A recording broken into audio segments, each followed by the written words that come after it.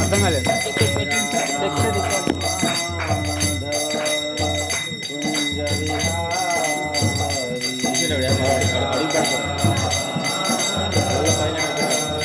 Record అవుతుంది. Recording table Gopi జన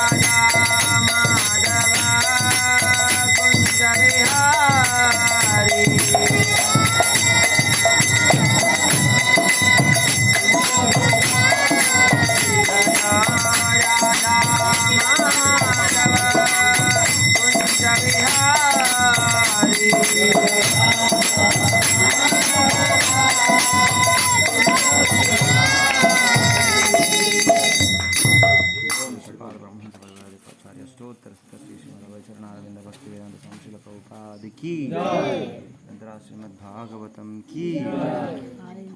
ओम नमो भगवते वासुदेवाय।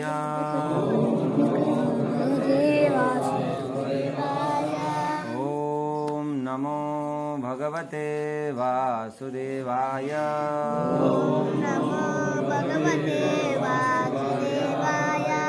ओम नमो भगवते वासुदेवाय।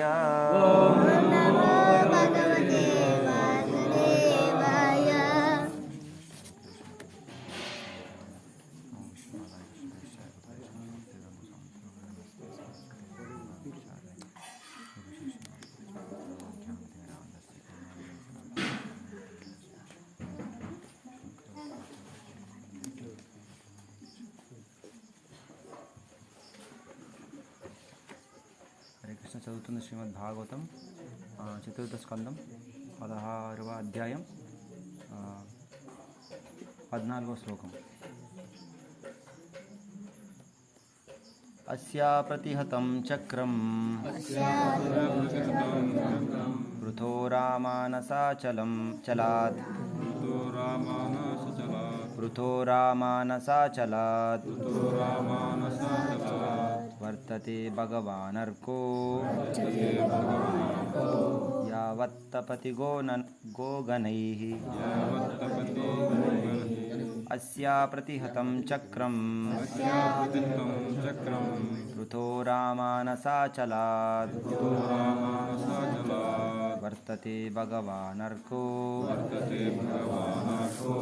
యావత్తపతి గోగణైః. అస్యా ప్రతిహతం చక్రం వృథో రామానసాచలాత్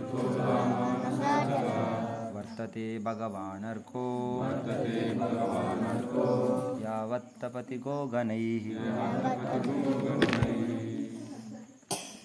అస్యా ప్రతిహతం చక్రం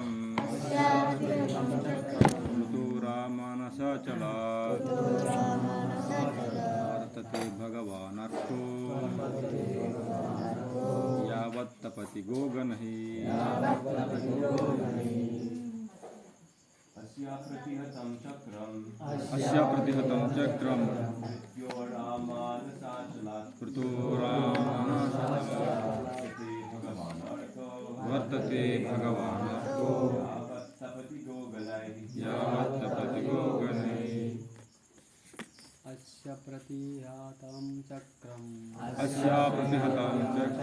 వృథో రామానసాచలాత్ ऋतुरामानसाचलात् वर्तते भगवानर्को वर्तते भगवानर्को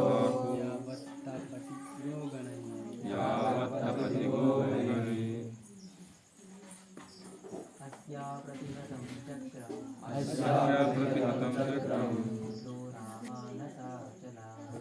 रामानसाचलात् वर्तते भगवानर्को यावत्तपति गोगणैः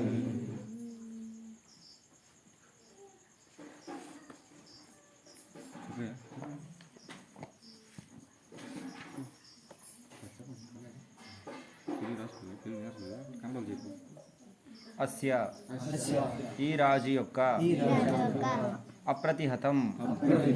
అప్రతిహతమగు చక్రం ప్రభావ చక్రము ఋతుమహారాజు యొక్క ఆ మానస అచలాత్ మానసాచలము వరకు వర్తతే నిలిచి ఉండగలదు భగవాన్ పరమశక్తిశాలి అర్కః సూర్యుడు యావత్ వలె తపతి ప్రకాశింపజేయుచు గోగనై కిరణములతో భాము భాష్యం ఇచ్చిన వైచరణారవింద భక్తి వేదాంత స్వామి శ్రీల ప్రభుపాదికి సూర్యుడు మానసాచలము వరకు ఎటువంటి అవరోధము లేకుండా తన కిరణములను ప్రసరించు రీతి పృథు మహారాజు ప్రభావము మానసాచలము వరకు గల ప్రదేశమునంతటినీ ఆవరించి ఉండి అతడు జీవించి ఉన్నంత వరకు నిలిచి ఉండగలదు. భాష్యము: మానసాచల ప్రాంతము సామాన్య మానవునికి గోచరింపకున్నను సూర్యకిరణములు అప్రతిహతముగా అచ్చటి వరకు ప్రసరించును. సూర్యకాంతి విశ్వమంతటా ప్రసరించుటను ఎవడును అడ్డుకొనజాలనట్లు పృథు మహారాజు యొక్క ప్రభావమును శాసనమును ఎవడును అడ్డుకొనజాలడు. అది అతడు జీవించి ఉన్నంత కాలము నిశ్చయముగా నిలిచి ఉండగలదు. సారాంశమేమనగా సూర్యకాంతిని వేరు చేయజాలనట్లు పృథువును అతని శాసన శక్తిని వేరు చేయుట సాధ్యము కాదు. ఎటువంటి కలత లేకుండా ఎల్లరిపై అతని శాసనము కొనసాగగలదు. అనగా పృథువు తన శాసనాశక్తికి అభిన్నుడై ఉన్నాడు. హరే కృష్ణ.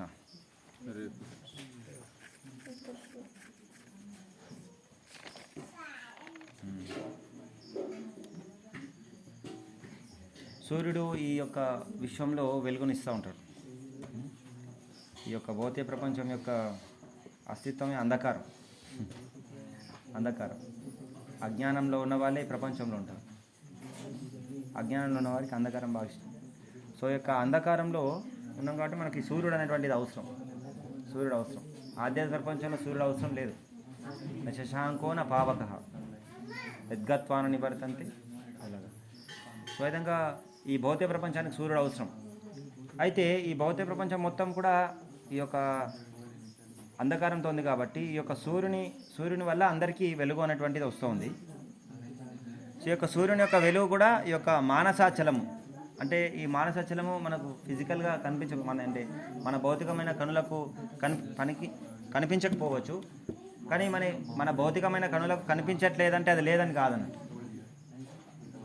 ఇది ఆధ్యాత్మికమైనటువంటి, అంటే ఎప్పుడైతే మనము పవిత్రీకరణ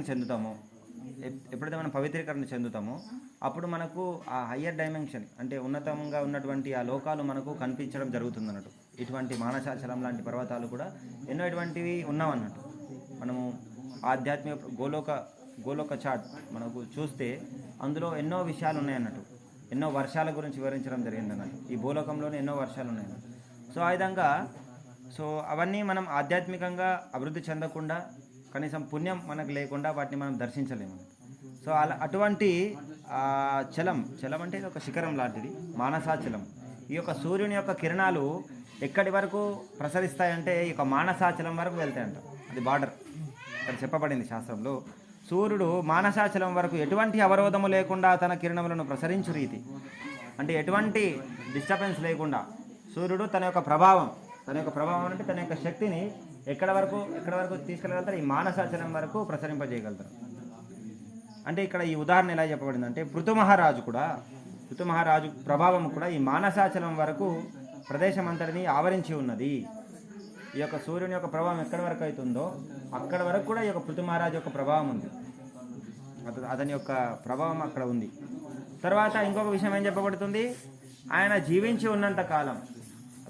ఉన్నంత కాలం కూడా ఈ యొక్క ప్రభావం ఆ విధంగానే ఉంటుందని చెప్పబడింది.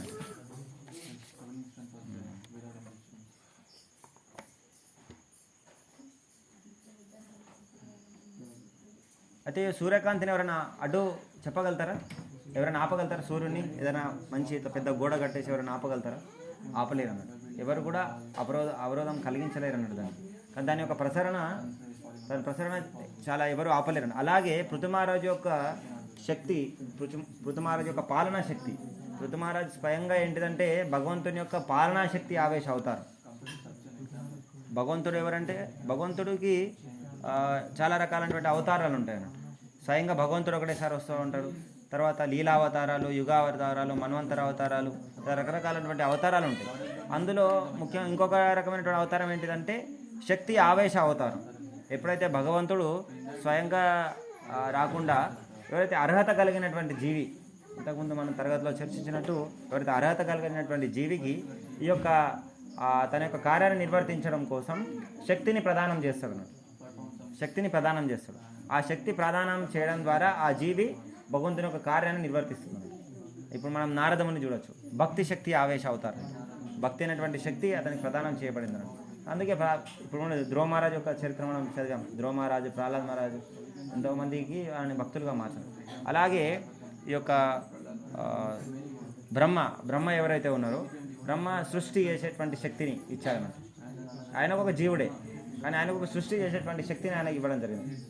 సృష్టి శక్తి ఆవేశం అనేది. అలాగే ఇక్కడ పృథు మహారాజ్ పాలనా శక్తి ఆవేశ అవుతారు. పాలన అంటే భగవంతునికి అనంతమైనటువంటి శక్తులు ఉన్నాయి. అన్నట్టు. భగవంతుని యొక్క శక్తుల్ని మనము గణించలేమన్నట్టు. అందుకే ఆయన భగవంతుడు అంటేనే అనంతమైన శక్తి ఉంటుంది. భగవంతుడు ఏం లిమిటెడ్ కాదన్నట్టు. ఇప్పుడు బయట మనకు ఎంతోమంది చౌకగా దొరుకుతారు అన్నట్టు భగవంతుడు, కానీ వాళ్ళకు కాళ్ళు కూడా పనిచేయవు. వీల్ చైర్ మనం చూడొచ్చు ఇక్కడ బయట ఎన్నో సత్యసాయి బాబాలు. ఆయన వీల్ చైర్ మీద నడుస్తూ ఉంటాడు. నడవలేడు. అయినా కూడా ఆయన భగవంతునిగా కీర్తిస్తున్నాడు. అది మూర్ఖత్వం అన్నాడు. ఇక్కడ ఏం చెప్పబడింది? భగవంతుడు అంటే అతనికి సంపూర్ణమైనటువంటి శక్తులు ఉంటాయి. ఒకవేళ భగవంతుడి యొక్క ప్రతినిధి అయినా, భగవంతుడు ఏదైనా శక్తి ఆవేశం ఇచ్చినటువంటి ఒక జీవి అయినా కూడా అతనికి ఏ విధంగా ఉంటాడు ఆ వ్యక్తి? చూడు ఎంత శక్తివంతుడు ఆయన. ఇక్కడ పృథు మహారాజుకి ఏమి ఇవ్వబడింది? పాలనా శక్తి ఇవ్వబడింది. అతని యొక్క పరిపాలన ఏ విధంగా ఉంది? సూర్యుని కిరణాలు ఎక్కడి వరకు అయితే ప్రసరింపజేయగలుగుతున్నాడో అక్కడి వరకు అతని ప్రభావం ఉందన్నట్టు. అర్థమవుతుందా? అక్కడి వరకు ఎవరు కూడా అతని యొక్క ఆ పాలనకి ఎవరు కూడా అడ్డు చెప్పలేరు అన్నట్టు. ఆ విధంగా ఉంది. అతను భగవంతుని యొక్క శక్తి ఆవేశం జరుగుతూనే ఎట్లా ఉంది. ఇంకా స్వయంగా భగవంతుడు ఉంటే ఇంకెంత శక్తివంతుడు. ఇక్కడ పృథు మహారాజు గురించి చెప్పబడింది. ఈ ఫలానా బౌండరీ అనేటువంటిది ఒకటి ఉంది పృథు మహారాజు కూడా. కానీ భగవంతుని యొక్క ప్రభావం సర్వత్రా ఉంటుంది అన్నట్టు. ఓన్లీ భౌతిక ప్రపంచమే కాదు, ఈ బ్రహ్మాండం లోపలనే కాదు, బ్రహ్మాండం బయట ఈ యొక్క భౌతిక ప్రపంచంలో, ఆధ్యాత్మిక ప్రపంచంలో భగవంతుని యొక్క ప్రభావం లేని చోటు లేదు. భగవంతుని యొక్క ప్రభావం లేని చోటు అన్నట్టు అసలు లేదన్నట్టు. భగవంతుడు నియంత్రించలేనటువంటి విషయం లేదు. భగవంతుని యొక్క శక్తి ప్రసరింపజేయనటువంటి ప్రదేశం లేదు. సర్వత్రా ఉంది. అందుకే ఆయన భగవంతుడు అన్నట్టు.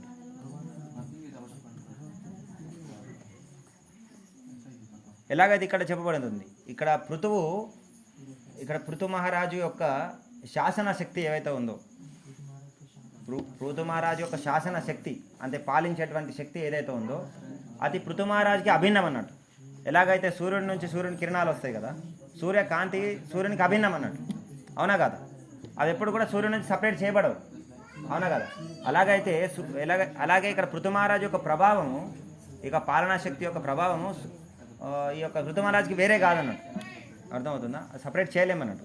ఆ విధంగా పృథు మహారాజు యొక్క ప్రభావం చాలా తీవ్రంగా ఉంది.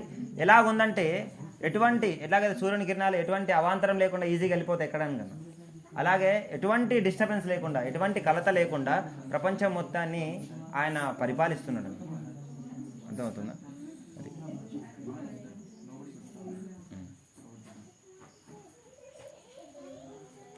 ఎలాగైతే శక్తిమంతుని నుంచి శక్తి వేరు చేయలేము అన్నట్టు. ఇప్పుడు దీపం నుంచి మనం వెలుగు వేరు చేయలేము. దీపం అంటేనే వెలుగు ఉంటుంది అన్నట్టు. అంటే శక్తిమంతుడు అంటే శక్తి ఉంటుంది అన్నాడు, అతని నుంచి శక్తి సపరేట్గా వెళ్ళలేదు అన్నాడు. అలాగే ఈ యొక్క భగవంతుడు ఎవరైతే సర్వశక్తిమంతుడు అన్నాడు. మనకు అన్ని రకాలైనటువంటి శక్తులు అనేటువంటివి ఉంటాయి అన్నాడు.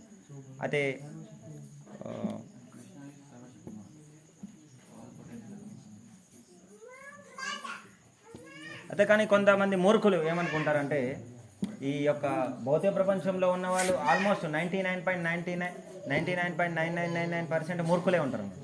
శుద్ధ భక్తులు ఎక్కడో కొందరు ఉంటారు అన్నట్టు. భగవంతుని యొక్క భక్తిలో తీవ్రంగా వెళ్ళాలనుకునే వాళ్ళు చాలా అరుదుగా ఉంటారు అన్నట్టు.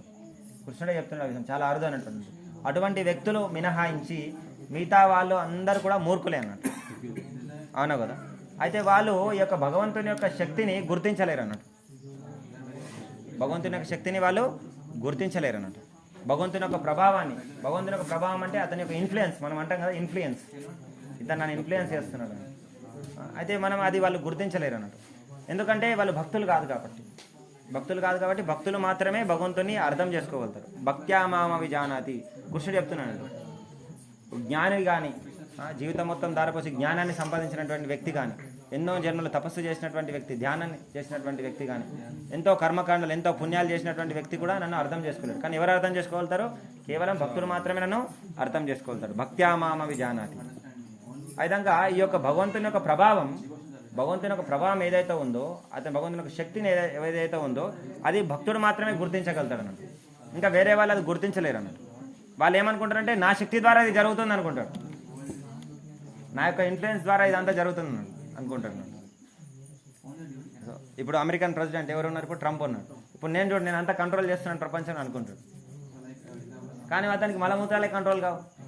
అతను ఏమి కంట్రోల్? అతనికి వచ్చే మూత్రం, అతను చేసే డైలీ కార్యాలు కూడా అతను ఒక 10 నిమిషాలు కూడా శ్వాస తీసుకోకుండా తనని తాను నియంత్రించుకోలేడు, ఏమి చేయలేడు అన్నట్టు. కానీ భగవంతుడు అట్లా కాదు. అంగాని యస్య సకలేంద్రియ వృత్తిమంతి పశ్యంతి పాంతి మనం పొద్దున చదువుతాం కదా, దర్శనార్థిలో చదువుతాం. భగవంతుడు ఏ ఇంద్రియంతో ఏదైనా చేయగలుగుతాడు అన్నట్టు. భగవంతుడు అందుకే సర్వశక్తిమంతుడు. భగవంతుడు కళ్ళతో తినగలుగుతాడు, మనం కళ్ళతో తినగలుగుతామా? కొన్ని సినిమాలను చూస్తాడు, వాడు కళ్ళతో చూసి ఓన్లీ అన్నం తింటాడు అన్నట్టు. అలా మనం ఉండగలుగుతాం. కానీ భగవంతుడు ఎలాగంటే కళ్ళతో మొత్తం స్వీకరిస్తాడు. ఎలాగైతే మన నోటితో స్వీకరిస్తే ఏదైతే సంతృప్తి మనకు కలుగుతుందో భగవంతుడు ఆ కళ్ళతో కూడా స్వీకరించగలుగుతాడు. ఇప్పుడు మనం డైలీ భగవంతుడు నైవేద్యం పెడతాం. భగవంతుడు ఆ శక్తి ఉంది ఆయనకు. భగవంతుడు సర్వశక్తిమంతుడు. ఏ ఇంద్రియంతో ఏదైనా చేయగలుగుతాడు అన్నమాట. ఏ ఇంద్రియంతో ఏదైనా చేయగలుగుతాడు. చెవులతో కూడా తినగలుగుతాడు భగవంతుడు. చెవులతో మాట్లాడగలుగుతాడు భగవంతుడు. ముక్కుతో ఏమైనా పనులు చేయగలుగుతాడు. మనం ఓన్లీ చేతులతోనే చేయగలుగుతాం.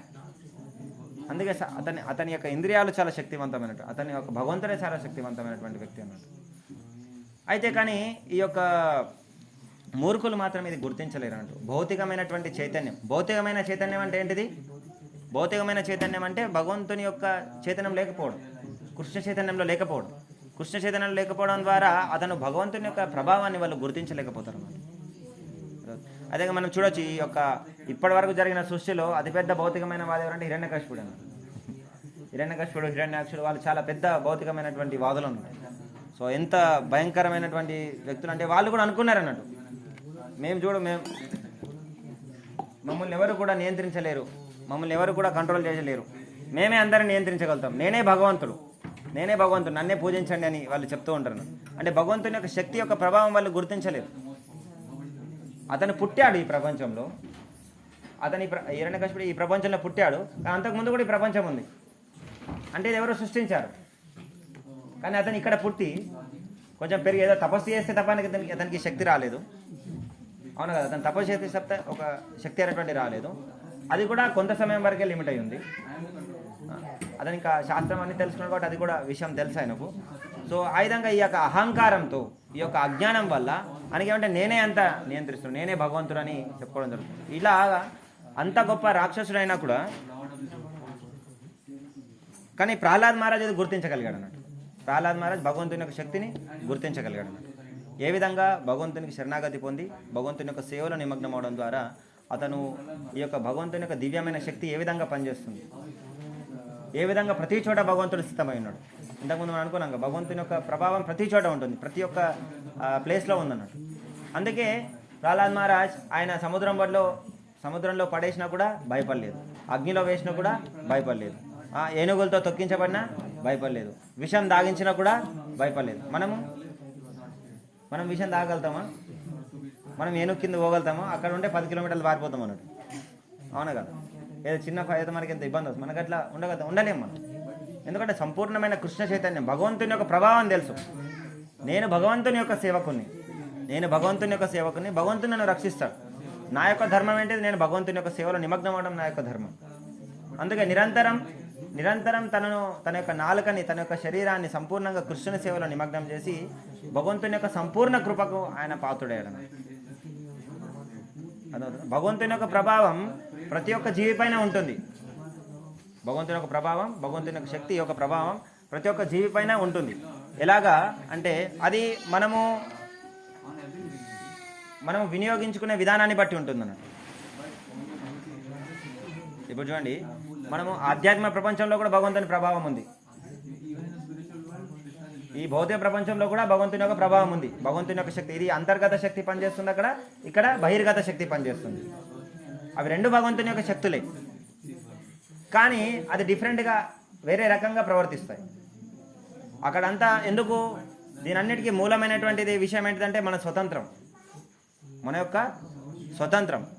యొక్క స్వతంత్రాన్ని మనం ఎప్పుడైతే దుర్వినియోగపరుస్తామో అప్పుడు భగవంతుని యొక్క బహిర్గత శక్తి మన పైన పనిచేస్తుంది. ఎప్పుడైతే మనం భగవంతుని యొక్క సంపూర్ణమైన చైతన్యంతో, సంపూర్ణమైన కృష్ణ చైతన్యంతో ఉంటామో అంతర్గత శక్తి మన పైన పనిచేస్తుంది. మన స్వతంత్రాన్ని దుర్వినియోగం చేసుకుంటే మనకు పనిష్మెంట్ వస్తుంది, కానీ మనం సద్వినియోగం చేసుకుంటే భగవంతుని పట్ల ప్రేమతో మన దివ్యమైన ఆనందాన్ని మనం పొందుతాం.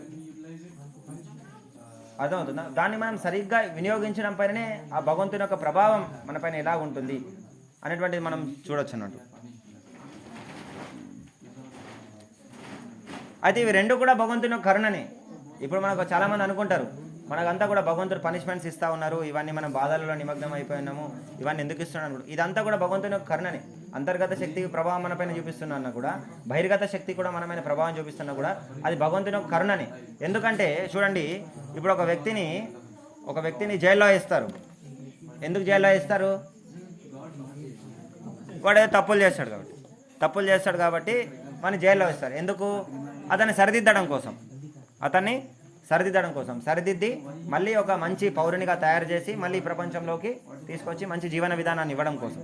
అలాగే మనమందరము ఈ యొక్క స్వతంత్రాన్ని దుర్వినియోగపరచుకోవడం ద్వారా, భగవంతునికి విరుద్ధం అవడం ద్వారా మన యొక్క సొంత కోరికతో ఇక్కడికి రావడం జరిగింది అన్నట్టు. ఈ యొక్క భోగించాలి, నియంత్రించాలి అనేటువంటి కోరికతో ఉన్నాం కాబట్టి, నియంత్రించాలని కోరిక ఉండడం వల్ల ఇక్కడికి రావడం జరిగింది అన్నట్టు. అయితే ఇది మనం చేసిన తప్పు అన్నట్టు. మనం చేసిన తప్పేంటిది? భగవంతునికి విరుద్ధంగా మనం భోగించాలనుకోవడం. మన యొక్క సహజ స్థితి అనేది కృష్ణుని యొక్క సేవలో ఉండడం. అయితే ఇటువంటి కలుషితమైనటువంటి చైతన్యం వల్ల, ఏదైతే కలుషితమైనటువంటి చైతన్యం ఏదైతే ఉందో దీనివల్ల మనం ఆనందంగా ఉండలేము.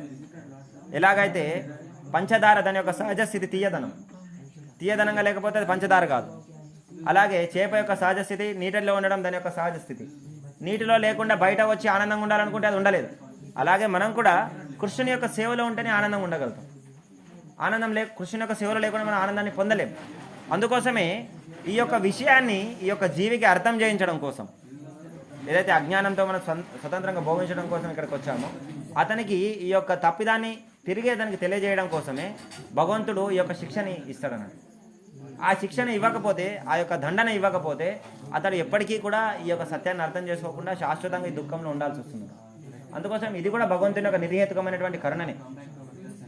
కానీ అది వేరే భగవంతుని యొక్క ప్రభావం, భగవంతుని యొక్క శక్తి వేరే రకంగా మన మీద ప్రభావం చూపిస్తుంది. కానీ భగవంతుని యొక్క శక్తులన్నీ కూడా, భగవంతుడు చేసే పనులన్నీ కూడా మనము సూక్ష్మంగా ఆలోచిస్తే, చాలా లోతుగా మనం ఆలోచిస్తే మనందరి పట్ల ఉన్నటువంటి నిర్హేతుకమైనటువంటి ప్రేమనే దానికి కారణంగా కనిపిస్తుంది. కానీ సరి అయినటువంటి అవగాహన లేకపోవడం వల్లనే భగవంతుడు నా మీద ఎందుకు ఇట్లా చేపిస్తున్నాడు, అసలు భగవంతుడే లేడు, ఇంకా మూర్ఖత్వం నేనే భగవంతుడు, ఇంకా నేనే భగవంతుడు నాకు ఇక్కడికి వచ్చేస్తాడు అన్నట్టు. అది సంపూర్ణమైన అజ్ఞానం అన్నట్టు. కాబట్టి దీన్ని చాలా జాగ్రత్తగా మనము మన పైన ఆధారపడి ఉంటుంది అన్నట్టు. భగవంతుని యొక్క ఈ యొక్క బహిర్గత శక్తిలో మనం ఉండాలా, అంతర్గత శక్తిలో ఉండాలా, ఏ విధంగా మనము ఈ యొక్క భగవంతుని యొక్క ప్రభావంలో మనం ఉండాలని మన చేతిలో ఉంటుంది అన్నట్టు. దాన్ని జాగ్రత్తగా మనం సద్వినియోగపరచుకోవాలి. ఇంకొక విషయం మనం చూడొచ్చు. ఇప్పుడు మన సర్పంచ్ ఉన్నాడు అనుకోండి, ఇప్పుడు మన విలేజ్ ఉంది, అంతకపల్లి విలేజ్ ఉంది. అతని యొక్క సర్పంచ్ యొక్క ప్రభావం ఎక్కడి వరకు ఉంటుంది? ఇక్కడ వరకు, విలేజ్ వరకే ఉంటుంది. అదే మనం ఎమ్మెల్యే తీసుకోండి, ఎమ్మెల్యే ఎక్కడి వరకు ఉంటుంది? నియోజకవర్గం అనే కొన్ని మండలాలు, విలేజ్లన్నీ కలిపి మండలాలు, కొన్ని మండలాలు కలిపి నియోజకవర్గం. ఆ నియోజకవర్గం వరకు ప్రభావం చూపిస్తాడు. నియోజకవర్గం దాటి వేరే నియోజకవర్గం పోతే అతను ఎవరు పట్టించుకోరు. చాలా లిమిటెడ్ అన్నట్టు, చాలా లిమిటెడ్. కానీ ఈ తర్వాత ఇప్పుడు ప్రైమ్ మినిస్టర్ తీసుకోండి, ప్రైమ్ మినిస్టర్ తీసుకుంటే మన దేశం వరకు కొంచెం కంట్రోల్ ఉంటుంది. కానీ వేరే దేశం పైన కంట్రోల్ చేయగలుగుతాడైనా? చేయలేడు. చాలా లిమిటెడ్ అన్నట్టు. అందులో ఉన్నటువంటి విషయాలు కూడా చాలా లిమిటెడ్గానే ఆయన నియంత్రించగలుగుతాడు, లిమిటెడ్గానే వాళ్ళకి సహాయం చేయగలుగుతాడు, అన్నీ కూడా లిమిటెడ్ అన్నట్టు. కానీ భగవంతుని యొక్క నియామకత్వం అలా కాదు. భగవంతుని సర్వత్రా ఉంటుంది, తర్వాత సర్వశక్తిమంతుడైన, తర్వాత శాశ్వతమైంది. ఇతనికి ఏంటి ఒక 5 సంవత్సరాలే, 5 సంవత్సరాలు అయిందంటే ఏంటిది? తీసేస్తాడు. గెలిచినాడా కంటిన్యూ అవుతాడు, లేకపోతే తీసి పక్కకి వేసేస్తాడు. అతన్ని ఎవరైనా పట్టించుకుంటారా? నేను ప్రసాదం వితరణ చేయడానికి వెళ్తూ ఉంటాను. నేను జన్మాష్టమి సమయంలో అందరికి ఇన్విటేషన్ కార్డ్స్ ఇవ్వడానికి వెళ్తూ ఉంటాను. అయితే ఇక్కడ రెగ్యులర్గా ధర్మాన ప్రసాద్ ఉంటుండే కదా, అదే రెవెన్యూ మినిస్టర్ ఉండే. ఒకసారి ఆయన రెవెన్యూ మినిస్టర్ పదవిలో ఉన్నప్పుడు నేను వెళ్ళాను అన్నట్టు.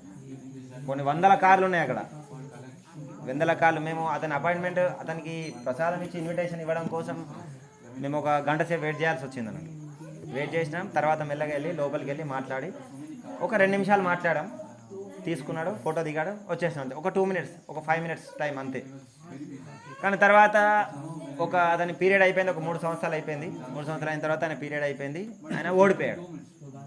నెక్స్ట్ ఇప్పుడు ఎలక్షన్లో ఓడిపోయాడు, వేరే వాళ్ళు వచ్చారు. అయితే మొన్న నేను వెళ్ళాను, మొన్న కార్ తీసుకొని వెళ్ళాను అక్కడికి, ప్రసాదం ఇవ్వడానికి వెళ్తే అక్కడ నేను కారు దిగిన వెంటనే లోపలికి వెళ్ళాను. లోపలికి వెళ్ళిన తర్వాత ఎవ్వరు లేరు.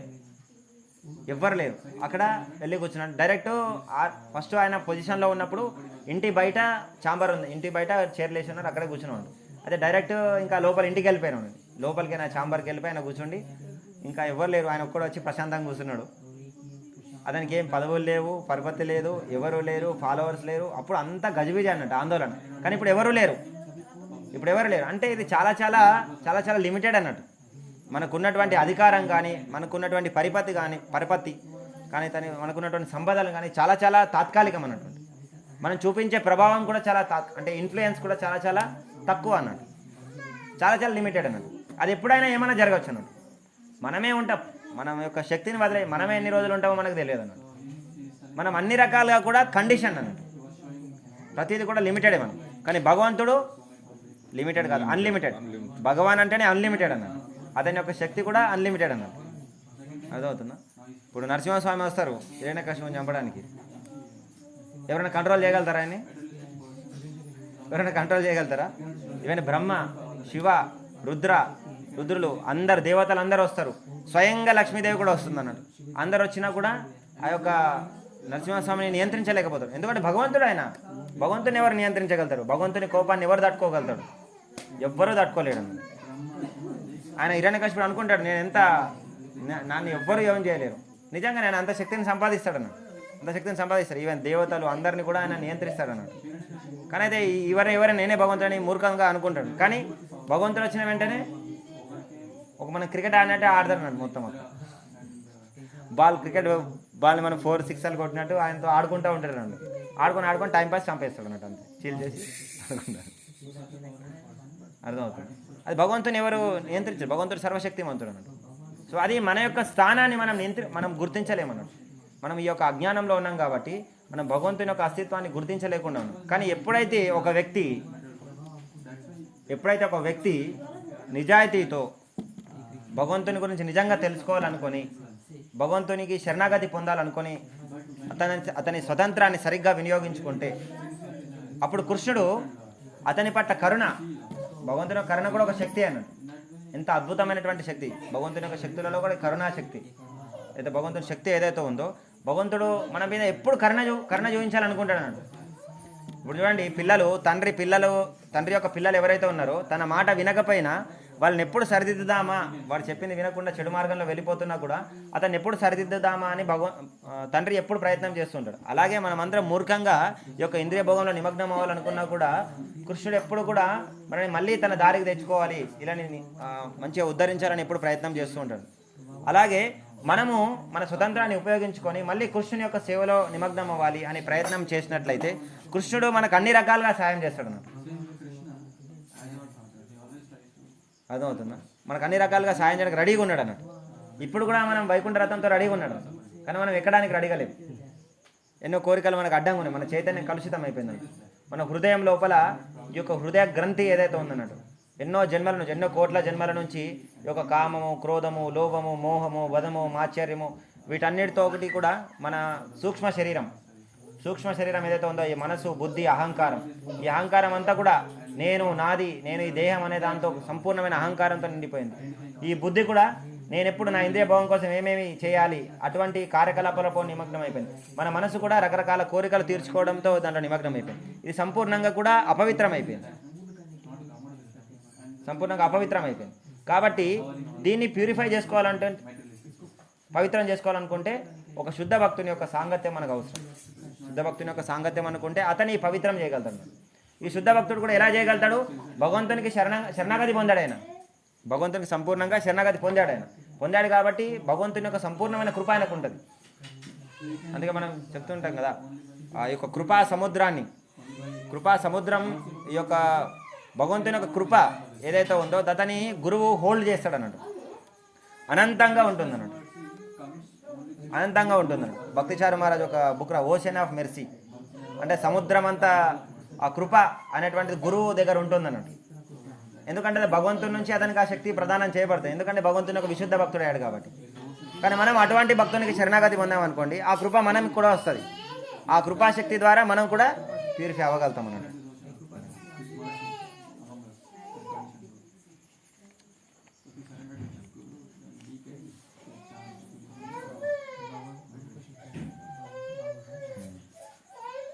చూడండి, మనం చూడొచ్చు భగవంతుని యొక్క శక్తి ఎలాంటి. చూడండి, సమయంకి సూర్యుడు వస్తాడు, సమయానికి చంద్రుడు వస్తాడు, సమయానికి ఋతువులు వస్తాడు. ఇది శాస్త్రంలో చెప్పబడింది. ఇది భగవంతుని పట్ల భయం ఉంటుంది అన్నట్టు. దేవతలకు కూడా ఆ భయం, భగవంతుని పట్ల భయం వల్లనే వాళ్ళకు ఇదంతా సిస్టమేటిక్గా రన్ అవుతూ ఉంది అన్నట్టు. ప్రతి ఒక్కటి కూడా ప్రతి ఒక్క చోట మనం చూడొచ్చు. మనము ఏ విధంగా ఈ యొక్క ప్రకృతి అంతా కూడా, ఈ యొక్క సృష్టి కూడా ఒక సిస్టమేటిక్గా నడుస్తూ ఉంటుంది అన్నట్టు. అది ఇది భగవంతుని యొక్క శక్తి వల్లనే ఇదంతా కూడా జరుగుతూ ఉంటుంది అన్నట్టు.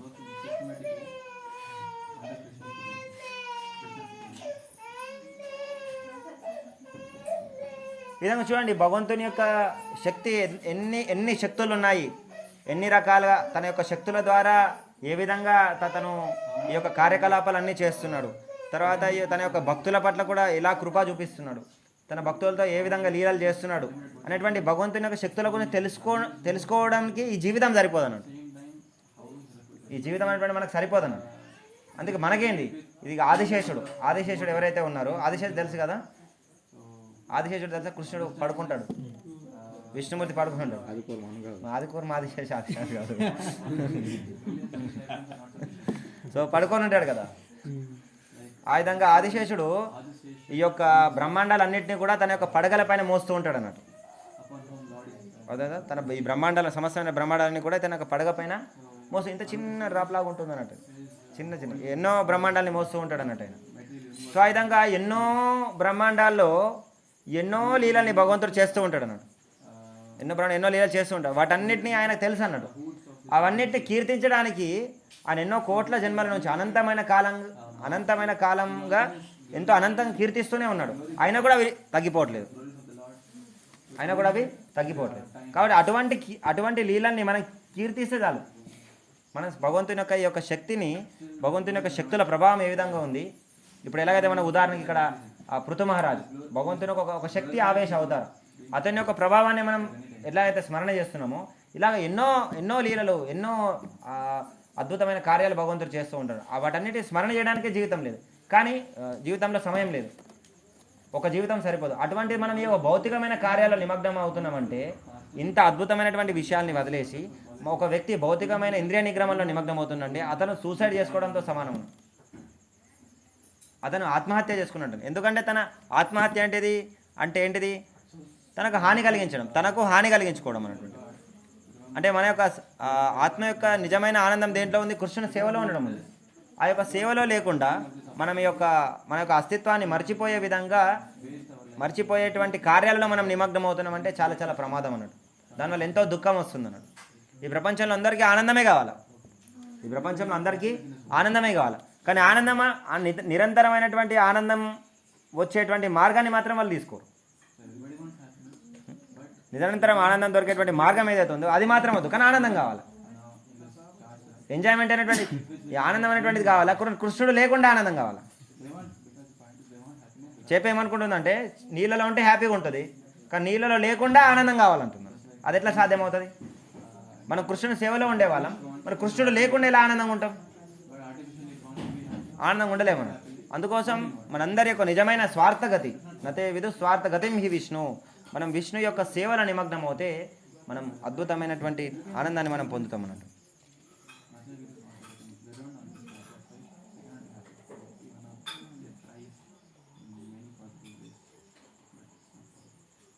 అయితే ఇంకొక ముఖ్యమైనటువంటి విషయం ఏంటంటే ఇదైతే ఇప్పుడు మనం చర్చ చేస్తున్నాం. ఇప్పుడు భగవంతుడి శక్తులు ఇలా ఉంటాయి, ఈ విధమైనటువంటి ప్రభావం ఉంటుంది అని మనం చర్చిస్తున్నాం. కానీ ఇప్పుడు బయట సమాజంలో మనకి వెళ్ళామనుకోండి, ఇప్పుడు మనం ఇక్కడ కూర్చొని వింటున్నాం కాబట్టి మనం పృథు మహారాజ్ గురించి కానీ ఈ లీలలు చేశారని మనం వింటున్నాం. కానీ బయట సమాజంలో ఉన్నటువంటి వ్యక్తులు ఎలాగ భగవంతుని గురించి అర్థం చేసుకుంటారు? ఎలా భగవంతుని గురించి అర్థం చేసుకుంటారు? వాళ్ళు భగవంతుని యొక్క శక్తిని ఎలా గుర్తించగలుగుతారు? డే అండ్ నైట్ వాళ్ళు జాబ్ చేయాల్సి వస్తుంది. ఎవరి గురించి ఆలోచిస్తాడు? నా యొక్క డబ్బులు ఎలా సంపాదించాలి, నా బాస్ గురించి, నా బాస్కి ఎలా హ్యాపీనెస్ ఇవ్వాలి. ఎందుకంటే వాడే డబ్బులు ఇచ్చేది, వాడు బిస్కెట్ వేస్తూ ఉంటాడు. ఆ బిస్కెట్ల కోసం వీడు కుక్కలాగా పనిచేయాల్సి వస్తుంది. అవునా కాదా? గాడిదలాగా ఎంతో ఎనర్జీ పెట్టాల్సి వస్తుంది. ఆ యొక్క ఆనందం కోసం ఆయన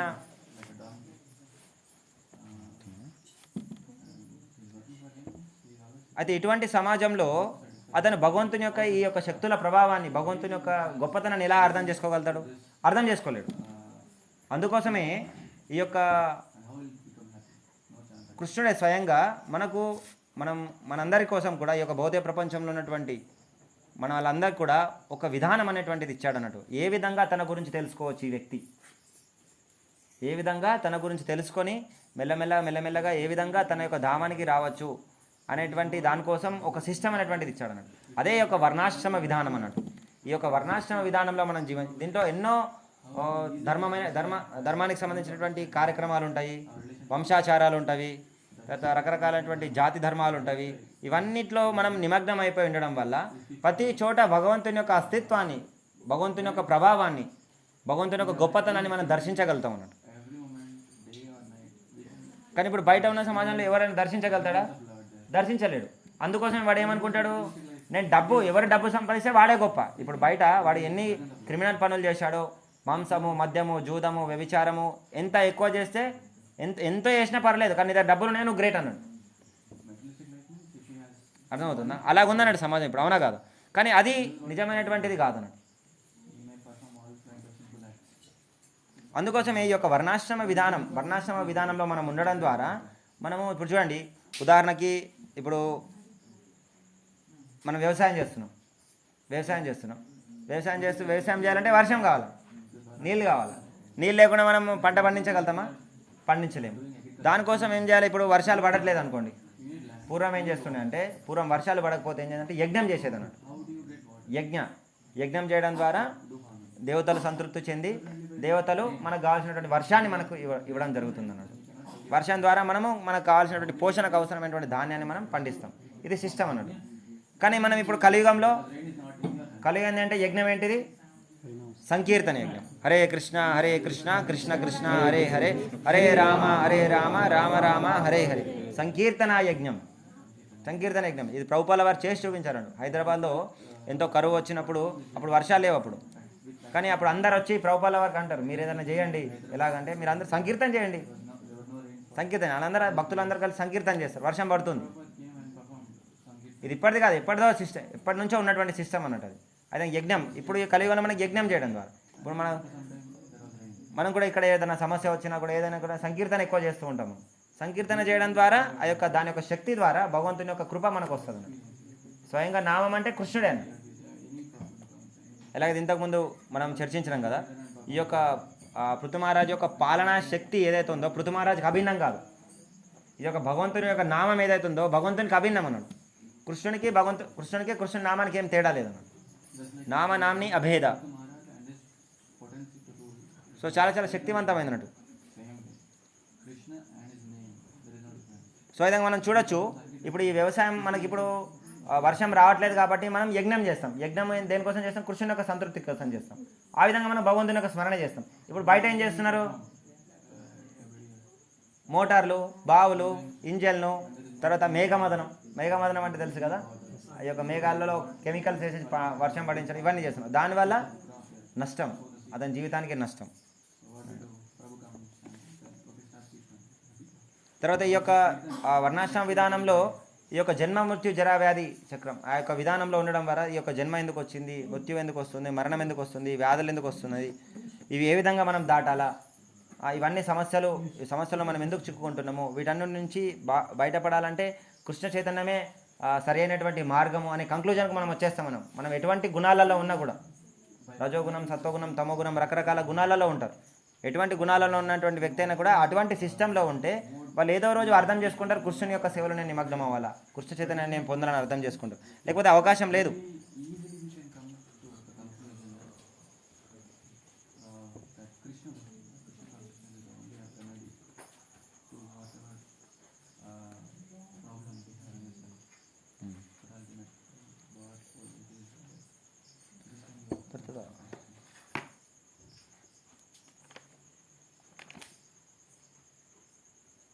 తర్వాత ఇంకొక విషయం ఏంటిదంటే ఈ యొక్క భగవంతుని యొక్క శక్తులు ఏవైతే ఉన్నాయో ఆ యొక్క శక్తి ప్రభావము మన యొక్క కోరిక తీవ్రం. ఇప్పుడు భగవంతుని దావంకి వెళ్ళాలనే కోరిక మనకు తీవ్రంగా ఉందనుకో, లౌల్యం ఎక్కువ ఉందనుకోండి, మనకు భగవంతుని యొక్క కృప ద్వారా చాలా చాలా తొందరగా మనం అర్థం చేసుకుంటాం అన్నట్టు. అదేవిధంగా మనం ఆ భౌతికంగా కూడా ఎక్కువగా మనం ఇంద్రియ భోగం చేయాలనుకుంటాం అనుకోండి, ఎక్కువగా చాలా విపరీతమైనటువంటి కర్మలు చేయాలనుకుంటాం. అదే రీతిగా ఈ యొక్క భౌతికమైన కర్మలు నిమగ్నం అవుతున్నాం కాబట్టి ఆ కర్మ సిద్ధాంతం ప్రకారం దాని యొక్క పనిష్మెంట్స్ కూడా ఎక్కువగా ఉంటాయి అన్నట్టు.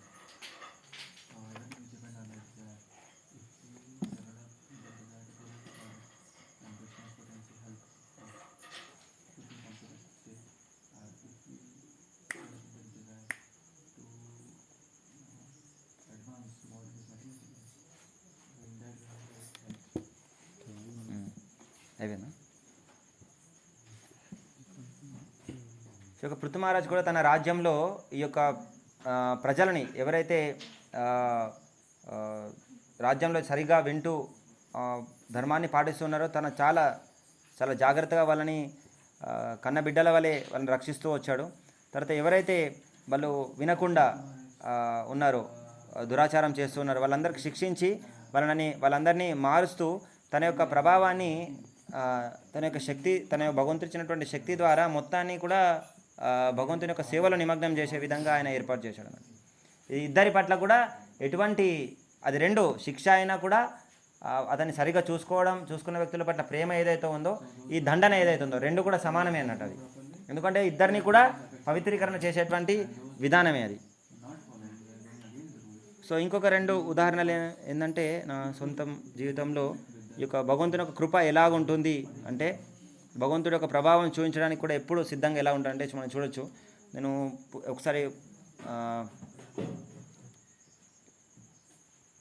ఒక్కొక్కసారి మనం చూస్తూ పుస్తక వితరణ చేస్తూ ఉంటే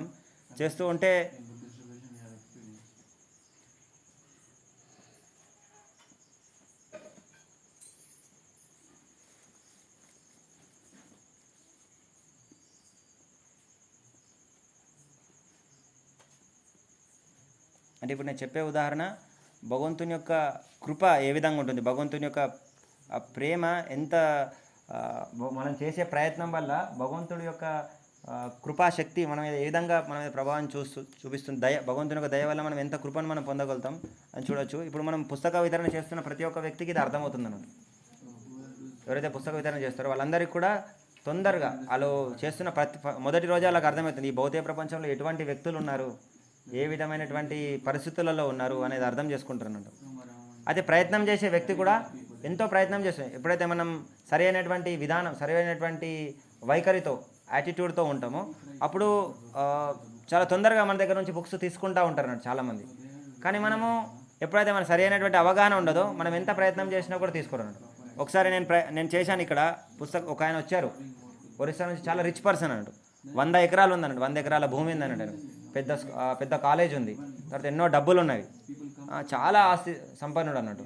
అది ఒకరు వచ్చారు, నేను అరే తను ఏదైనా ఉంటుందో అని ఇంకా ఆ రోజు నా చైతన్యం సరిగా ఉందో లేదో మరి నేను ప్రయత్నం చేశాను అన్నట్టు. మొత్తం ఆశ్రమం మొత్తం తీసుకెళ్ళానట్టు, ప్రతి చోటుకి, మన టెంపుల్, కిచెన్, తర్వాత ప్రసాదం హాలు, ప్రతి చోటుకి, ప్రతి ఆశ్రమంలో ప్రతి ప్లేస్ తీసుకెళ్ళి చాలా టైం స్పెండ్ చేసి చాలా డీటెయిల్గా ఎక్స్ప్లెయిన్ చేసి వచ్చాను. మళ్ళీ అక్కడ తీసుకెళ్ళాను వర్ణాశ్రమం కళాశాల, అక్కడ తీసుకెళ్ళి ఇక్కడికి వచ్చిన తర్వాత మళ్ళీ మీరు ఇట్లా సాయం చేయొచ్చు, ఇట్లా మీరు ఒక భావ్యాన్ని ఇవ్వచ్చు అని అనుకుంటే ఆయన ఒక 500 రూపీస్ ఇచ్చి వెళ్ళిపోయాడు అన్నట్టు. కనీసం భాగవతం సెట్ అనేది తీసుకెళ్ళిన ఆయన భాగవతం కనీసం ఒక పుస్తకం తీసుకోమంటే తీసుకోవట్లేదు అన్నట్టు. అయితే నేను ఆల్రెడీ అక్కడ చేస్తున్నాను, మా ఊళ్ళో నేను అక్కడ చేస్తున్నాను, ఇక్కడ నేను ఇంకా మా బంధువులు ఇక్కడ చేస్తాను అని చేయలేదు అన్నట్టు. కానీ అంటే నా చైతన్యం మరో సరిగ్గా లేదన్నట్టు. అంటే మనం ఎప్పుడైతే ప్యూర్ ఇంటెన్షన్తో మనం చేస్తామో ఒకరోజు నేను ఇట్లా, అప్పుడు గురు మహారాజ్ ఉన్నారు ఇక్కడ, భక్తి వికాస్ స్వామి మహారాజ్ ఇక్కడే ఉన్నారు. అప్పుడు నాకు సేవలు వేరే సేవలు నేను పుస్తక వితరణ కూడా స్టాల్లో కూడా లేనప్పుడు, సో అక్కడికి వెళ్ళాను. మహారాజ్ ఇక్కడికి వచ్చారన్నట్టు, ఇక్కడికి అందరు ఇంటింటికి వెళ్తూ ఉన్నారు, ఇక్కడ త్రివాణంతో ఇంటికి వచ్చారు. అప్పుడు ఇంటికి వచ్చారు, నేను అక్కడ నుంచి ఉరుకుంటూ వస్తున్నాను. ఇంకా మహారాజ్ కరెక్ట్ ఇక్కడే ప్లేస్ ఉన్నారు. ఖచ్చితంగా మహారాజ్ చేతుల మీదుగా ఎవరికైనా ఒక్కరికన్నా భాగవతం సెట్ ఇప్పించాలి. మహారాజ్ అంటే ఒక శుద్ధ భక్తుని చేతుల మీదుగా ఒక సెట్ వెళ్ళింది అనుకోండి, ఒక వ్యక్తి తీసుకున్నాను కదా, దానికి ఎప్పుడొకప్పుడు శాశ్వతమైన కృప ఉంటుంది. ఖచ్చితంగా ఏదో జన్మల భక్తుడు అవుతారు అన్నట్టు. అందుకోసం ఏ రకంగా అప్పుడే ఒకళ్ళు దిగారు అన్నట్టు, ఇట్లా కార్లో దిగి అక్కడ స్టాల్లో ఉన్నారు, మీరు తీసుకోండి మంచి అవకాశం ఉంది తీసుకోండి అంటే. ఇద్దరు భార్య భర్తలు ఉన్నారు, భర్తనేమో తీసుకున్నామంటాడు, భార్యనేమో తీసుకోవాలి అంటారు. వాడు ఎంతో ప్రయత్నం చేసి నేను నా ప్రయత్నం నేను చేస్తాను, తీసుకోండి మీకు ప్రయత్నం, మీరు అటువంటి భక్తుని దర్శనం చేసుకునేటువంటి భాగ్యం కూడా దొరకదు, ఈ భాగవతం కూడా చాలా పవిత్రమైంది, సరే కనీసం మీరు దర్శనం చేసుకోవడానికి రండి అని అట్లా తీసుకుపోయింది. ఇంకా సెట్తో పాటు అక్కడికి తీసుకెళ్ళిపోయిన తర్వాత మళ్ళీ అప్పటికి కూడా ఆమె డౌట్ఫుల్గా ఉంది. కానీ ఎప్పుడైతే మహారాజ్ దగ్గరికి వెళ్ళారో ఆమె సైలెంట్ అయిపోయింది అన్నాడు. అంటే మహారాజ్ యొక్క ఎఫెక్ట్ ఎట్లా ఉందంటే, మహారాజ్ చూసిన వెంటనే సైలెంట్ అయిపోయింది. అప్పుడు ఇద్దరు కలిసి ఆమె ఇంకా ఏం మాట్లాడలేదు, డైరెక్ట్ మహారాజ్ చేతుల మీదకి వెళ్ళి సెట్ తీసుకుంది, భాగవతం సెట్ తీసుకుందాం. సో మనం ఎప్పుడైతే ఆ యొక్క కోరికతో ఉంటామో, నిజంగా భగవంతుని యొక్క కృప ఎలా ఉంటుంది, మనం భగవంతుని సేవ చేయాలనేటువంటి మంచి కోరికతో ఉంటామో, కృష్ణుడు కూడా భక్తుల ద్వారా అది ఇస్తారు అన్నట్టు. ఇంకొకసారి కూడా మేము హైదరాబాద్లో ఉన్నప్పుడు, అప్పుడు నేను జన్మాష్టమి కలెక్షన్కి వెళ్తా ఉన్నాను. జన్మాష్టమి కలెక్షన్ వెళ్ళినప్పుడు ప్రతిరోజు ఒక 3,000 కానీ 4,000 కానీ, అప్పుడు స్టార్టింగ్ అన్నట్టు, ఒక 5-6 వేలు అన్న కలెక్షన్ చేశారు. కానీ ఒకరోజు డే మొత్తం తిరిగాను అన్నట్టు. డే మొత్తం తిరిగితే ఎవరేం డబ్బులు ఇవ్వట్లేదు, ఏమి ఇవ్వట్లేదు. ప్రయత్నం చేస్తున్నాను. తిరిగి నేను అలసిపోయి ఇంకా ఒక బైక్ తీసుకొని అక్కడ ఇంకొక దగ్గర ఇట్లా బైక్ ఆపేసి ఇంకా నేను రెస్ట్ ఆ పొల్యూషన్కి మొత్తం బాడీ టైర్డ్ అయిపోయింది అన్నట్టు. ఇంకా బైక్ మీద కొంచెం ఇట్లా పడుకున్నాను, ఒక చెట్టు దగ్గర పడుకున్నాను. అంటే నా డ్రెస్ నేను అప్పుడు వైట్లో ఉన్నాను, వైట్ డ్రెస్ చూసి పిల్లకైతే ఉంటుంది కదా, పిల్లకాయ డ్రెస్ చూసి వెనక నుంచి ఒక ఆయన వచ్చాడు అన్నట్టు. వెనక నుంచి వచ్చి నన్ను ఇట్లా పిలిచాడు అన్నట్టు. సో నేను మీకు డొనేషన్ ఇవ్వచ్చాను ఆయనే అడిగాడు. ఆయన పిలిచి నేను మీకు డొనేషన్ ఇవ్వచ్చాను ఆయనే అడిగాడు అన్నట్టు. నేను షాక్ అయిపోయింది. నేను పొద్దున్న నుంచి నాకు తెలిసిన వాళ్ళందరూ పరిచయం, నేను తెలిసిన వాళ్ళ దగ్గరికి వెళ్ళినా కూడా నా దగ్గర ఇప్పుడు శాలరీ లేదు, నాకు పిల్లలు ఏదో పండుగ ఉంది, ఏదో ఒకటి వస్తుంది అన్నట్టు, కానీ ఆయన పిలిచేసి తర్వాత నేను మీకు డొనేషన్ ఇవ్వాలనుకుంటున్నాను, ఒక 5,000 సరిపోతుంది కదా మీకు అంటే, పర్లేదు మీరు 5,000 అయితే ఎక్కువ కూడా ఇవ్వచ్చు, జనరల్ డైలాగ్ మనం కూడా అయితే ఇమ్మీడియట్గా ఆయన సో ఈ ట్రాన్స్ఫర్ చేసాడు. సో మన యొక్క ప్రయత్నం బట్టే ఈ యొక్క భగవంతుడు కూడా మనకు, అంటే ఇక్కడ భగవంతుని యొక్క కృప ఏంటంటే, మనం ప్రయత్నం చేస్తే భగవంతుడు మనకు ఖచ్చితంగా కృప చూపిస్తాడు అన్నట్టు, అందులో ఎటువంటి సందేహం లేదన్నట్టు. సో భగవంతుని యొక్క ఈ యొక్క ప్రేమపూర్వకమైనటువంటి ప్రభావంలో మనం ఉండాలి. భగవంతుడు మనల్ని ప్రేమ చూపించే విధంగా భగవంతుడు ఎప్పుడు ప్రేమ చూపించాలనుకుంటాడు, కానీ ఆ విధంగా మనం ప్రయత్నంలో ఉండాలన్నాడు. కానీ భగవంతుని చేత శిక్ష తీసుకునే విధానంలో మనం ఉండకూడదు అన్నట్టు. అటువంటి పనులు మనం చేయకూడదు అన్నట్టు. భగవంతుని యొక్క పాజిటివ్ ఎఫెక్ట్ ఉండే విధంగానే మనం ప్రయత్నం చేయాలన్నట్టు.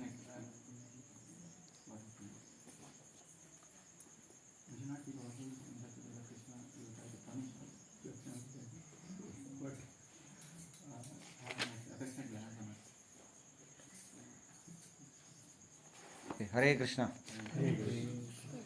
ఏమైనా ప్రశ్నలు, ఏమైనా సవరణలు ఉంటే చేయొచ్చు. భగవంతుడి నుంచి శిక్ష తీసుకునే విధంగా ఉండదని చెప్పారు కదా.